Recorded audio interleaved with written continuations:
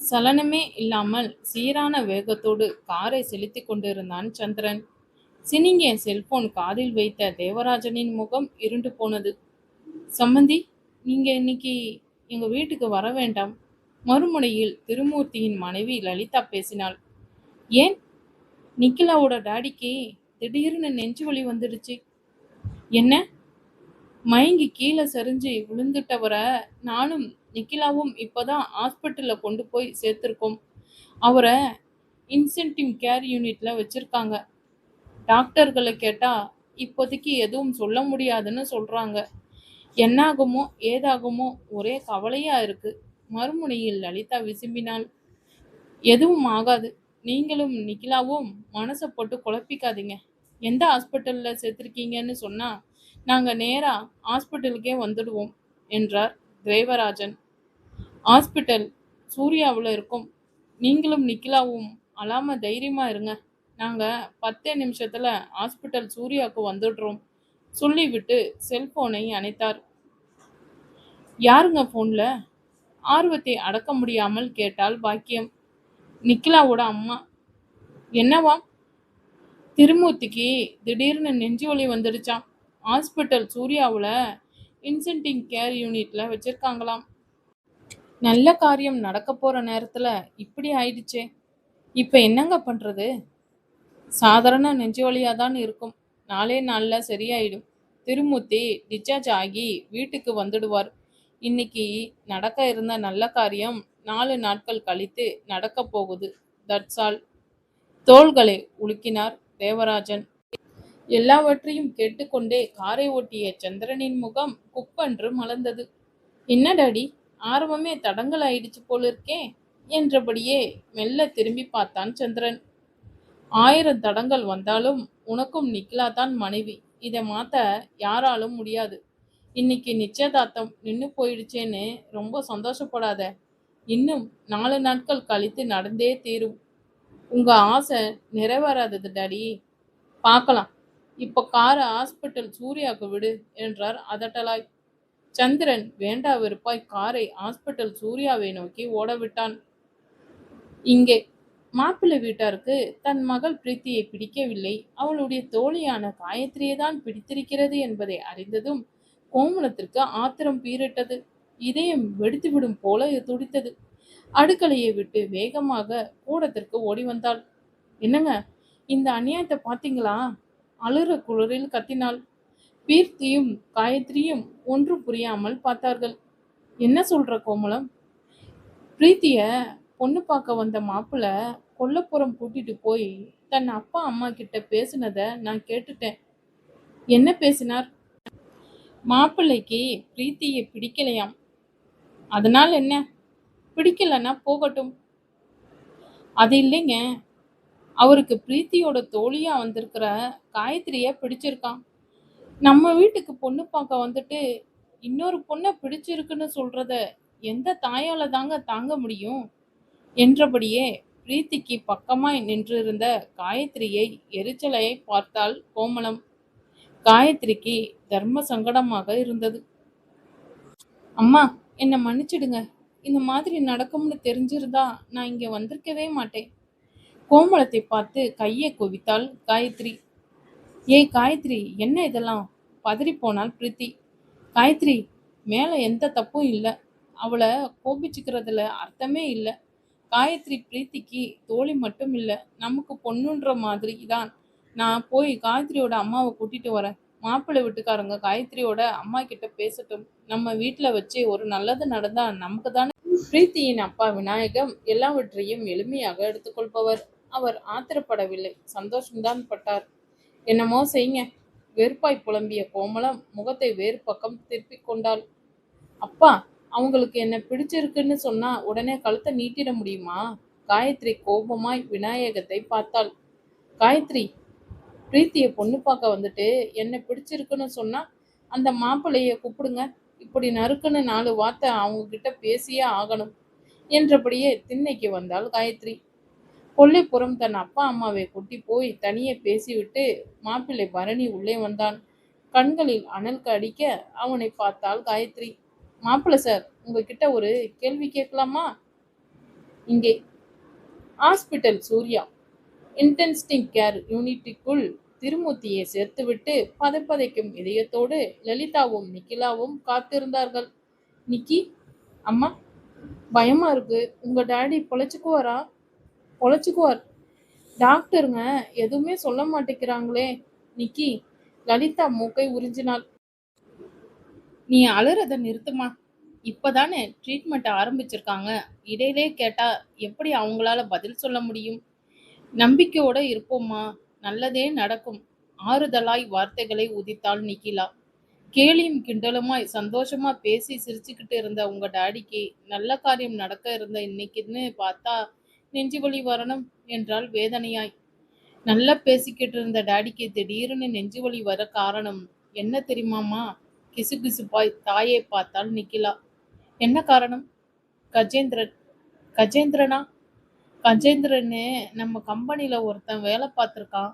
கம்பெனில இருந்து மிஷின் ஒன்று திருடி வித்த பிரச்சனையில போலீஸ்ல கம்ப்ளைண்ட் பண்ணி கஜேந்திரனை ஜெயிலுக்கு அனுப்பி வச்சுட்டாரு நம்ம டாடி. அவனுக்கு என்ன இப்போ? நிச்சயதார்த்த சந்தோஷத்துல வீட்டுல வலம் வந்து கொண்டிருந்த டாடிக்கு ஒரு ஃபோன் கால் வந்துச்சு. அந்த கஜேந்திரன் இப்ப ஜெயில இருந்து தப்பிச்சிட்டான். உங்க மேல இருக்கிற ஆத்திரத்துல அவன் உங்களை தேடி வரலாம். அவனால உங்களோட உயிருக்கு ஆபத்து வரலாம். கொஞ்சம் எச்சரிக்கையா இருங்கன்னு போலீஸ் இன்ஸ்பெக்டர் சொல்லியிருக்கார். அதை கேட்டதும் தான் டாடியோட முகமே மாறிப்போச்சு. படபடப்புல வேர்த்து கொட்டி நெஞ்சு வலியில கொண்டு போய் நிறுத்திருச்சு. நிக்கிலா அப்படியே ஒப்பித்தாள். அப்படியா? ரொம்ப ஆச்சரியமாக இருக்கு நிக்கி. இப்படி ஒரு சம்பவம் நம்ம கம்பெனில நடந்ததா? உங்க டாடி என்கிட்ட இதுவரை சொன்னதே இல்லையே. உனக்கு தேவையில்லாத விஷயம்னு நினைச்சிருக்கலாம். அதனால சொல்லாம இருந்திருக்கலாம். நிக்கிலா சொல்ல, இன்டென்சிவ் கேர் யூனிட்டின் கண்ணாடி கதவு திறந்தது. டாக்டர் சென்னியப்பனும் 2 செவிலி பெண்களும் வெளிப்பட்டார்கள். டாக்டர், எங்க டாடியோட உயிருக்கொன்னும் ஆபத்து இல்லையே? தவிப்பாய் கேட்டாள் நிக்கிலா. டாக்டர், அவர் எப்படி இருக்கார்? லலிதாவும் பதற்றமாய் கேட்டாள். சரியான நேரத்துல ஹாஸ்பிட்டலுக்கு கொண்டு வந்ததால தான் அவரை எங்களால காப்பாற்ற முடிஞ்சது. இது முதல் அட்டாக்கு தான். இனிமேல் வராம பார்த்துக்க வேண்டியது உங்க பொறுப்பு. Thank you very much doctor. உங்க தேங்க்ஸ் நமக்கு மேல இருக்கிற கடவுளுக்கு சொல்லுங்க. இப்போதைக்கு அவரை யாரும் டிஸ்டர்ப் பண்ணாதீங்க. ஒரு வாரம் பெட் ரெஸ்ட்லயே இருக்கட்டும். Okay doctor. லலிதாவும் நிக்கிலாவும் தலையை ஆட்டினார்கள். டாக்டர் சென்னியப்பன் நகர்ந்ததும், வடபழனி முருகன்தான் என் தாலியை காப்பாத்தி கொடுத்திருக்கார். லலிதா கன்னத்தில் போட்டுக்கொள்ள கையில் இருந்த செல்போன் சினுங்கியது. இந்தா நிக்கி, உன் டாடியோட செல்போன். பேசுறது யாருன்னு கேளு. திருமூர்த்தியை ஹாஸ்பிட்டலுக்கு கொண்டு வரும்போது அவருடைய செல்போனையும் கையோடு எடுத்து வந்திருந்தாள் லலிதா. அந்த செல்போன் தான் இப்பொழுது சினுங்கியது. திருமூர்த்தியின் செல்போன் லலிதாவிடமிருந்து கையில் வாங்கிய நிக்கிலா அதை காதில் வைத்தாள். மறுமுனையில் இருந்து பேசியது நித்யகுமார். இங்கே பிரீத்தியை பெண் பார்க்க வந்த மாப்பிள்ளை பரணி. காயத்ரி புருவத்தை உயர்த்தி நோக்கினான். என்ன கேட்கணும்? வெக்கமா இல்லை உங்களுக்கு? முகத்தில் அரைந்தார் போல பட்டென்று கேட்டாள் காயத்ரி. பரணியின் அப்பாவும் அம்மாவும் வினோதமாய் காயத்ரியை நோக்கினார்கள். என்னம்மா பேசுற நீ? வெக்கமா இல்லையா? உங்களுக்குன்னு கேட்குறேன். விநாயகமும் கோமலாவும் வெளியே ஓடி வந்து விட்டார்கள். செய்வதறியாமல் திகைத்து போய் நின்றாள் பிரீத்தி. பிரீத்தியோட போட்டோவை தரகர் உங்ககிட்ட ஏற்கனவே காட்டித்தானே இருந்தார். போட்டோவில் இருந்த பிரீத்திய மனசுக்கு பிடிச்சதால தானே உங்க அப்பா அம்மாவோட நேர்ல பார்க்க வந்தீங்க? ஆமா, நேர்ல வந்து பார்க்குறப்போ பிரீத்திய பிடிக்கல, அவ கூட இருக்கிற தோழியை தான் பிடிச்சிருக்குன்னு சொன்னா என்ன அர்த்தம்? இன்னைக்கு தோழியை பிடிச்சிருக்குன்னு சொல்ற நீங்க, தாலி கட்ட போற நேரத்துல கல்யாண மண்டபத்துல வந்திருக்கிற வேறொரு அழகான பெண்ணை காட்டி எனக்கு இப்போ இவ்வளவுதான் பிடிக்குதுன்னு சொன்னீங்கன்னா உங்களை சும்மா விடுவாங்களா? திடீர்னு மனசை மாத்திக்கிற உங்களை எதுல சேர்க்கறதுன்னே தெரியலையே எனக்கு. ச்சே, என்ன மனுஷங்க நீங்களா?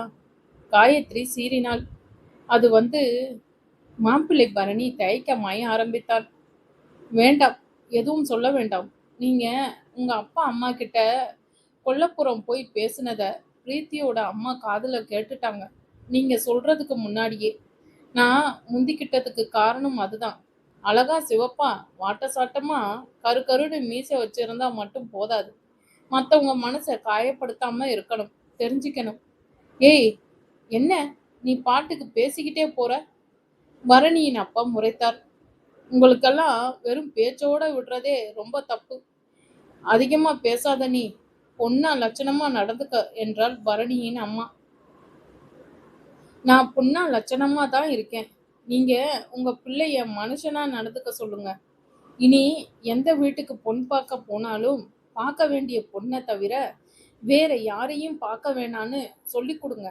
நான் இன்னும் அதிகமா பேசுறதுக்குள்ள சீக்கிரமா இந்த இடத்த காலி பண்ணுங்க.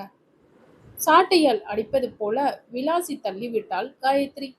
அதற்கு மேல் அவர்கள் அங்கே இருக்கவில்லை. வெளியேறினார்கள் இறுக்கமான முகத்தோடு.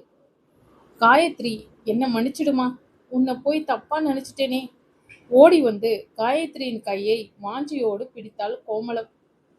வெளியே கிடக்க இருந்த வாழ்க்கைய வீணடிச்சிட்டியே காயத்ரி.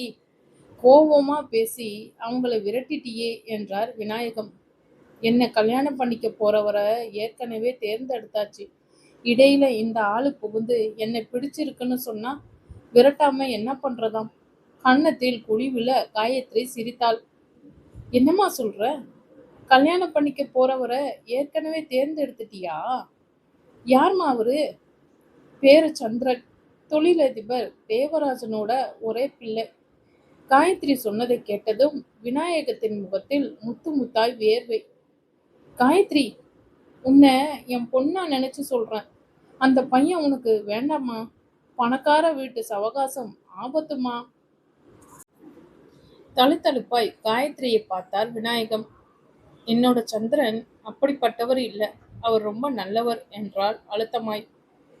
ஃப்ரெண்ட்ஸ், காதலன் காதலியோட 2 கேரக்டர் வீட்டில இருந்து பேசுறேன். உங்களுக்கு புரியும்னு நினைக்கிறேன். நித்யகுமார் பேசுறேன்.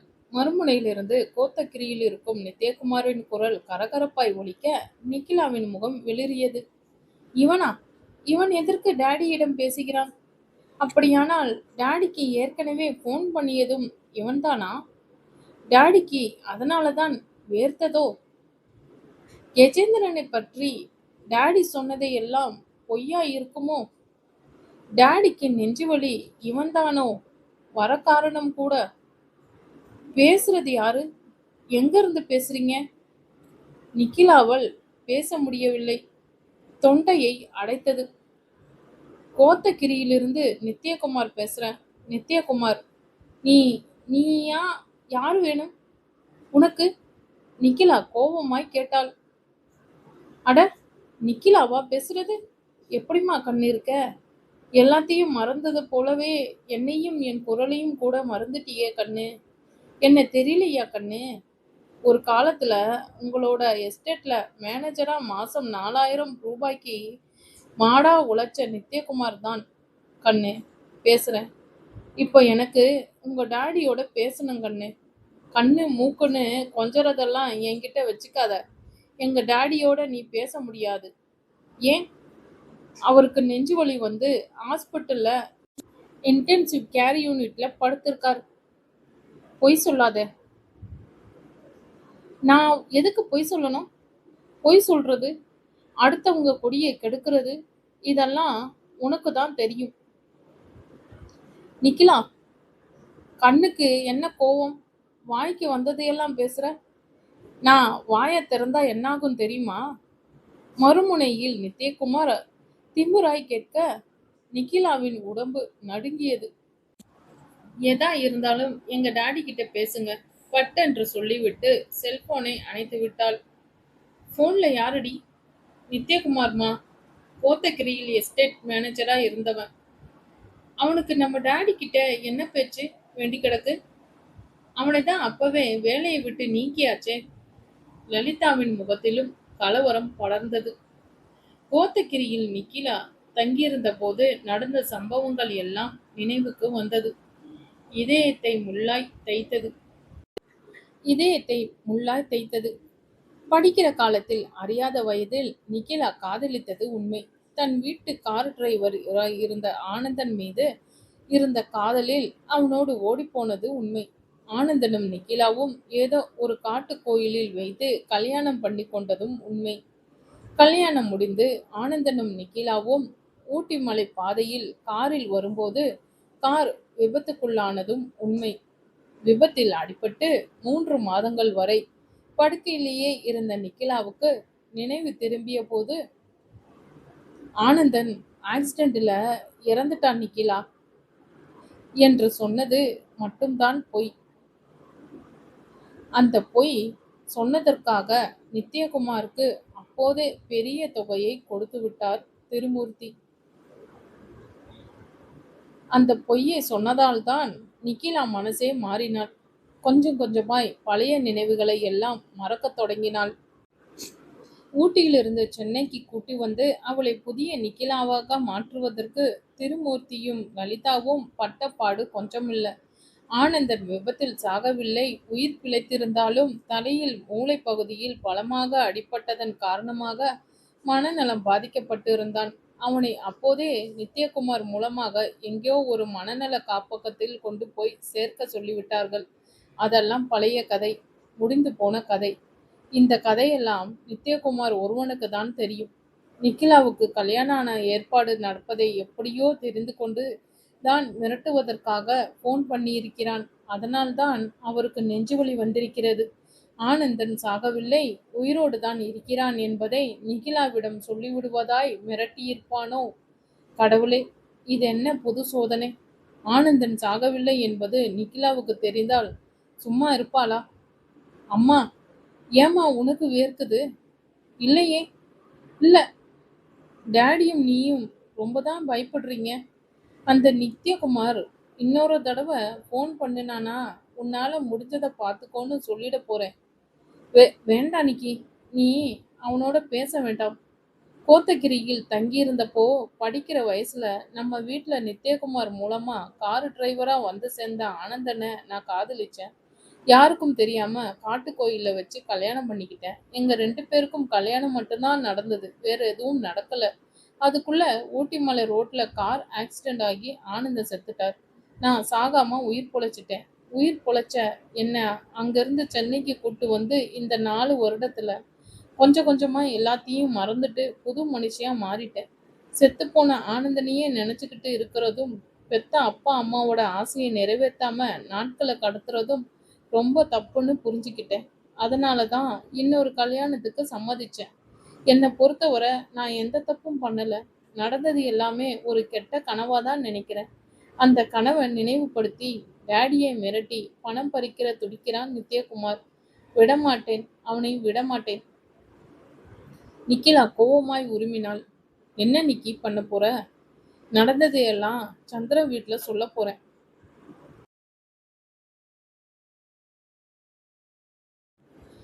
லைக் சப்ஸ்கிரைபும் பண்ணிடுங்க ஃப்ரெண்ட்ஸ். ரொம்ப பேர் சப்ஸ்கிரைப் பண்ணாமலே பார்த்துக்கிட்டு இருக்கீங்கப்பா. சப்ஸ்கிரைப் பண்ணிட்டு பாருங்க. தேங்க்யூ.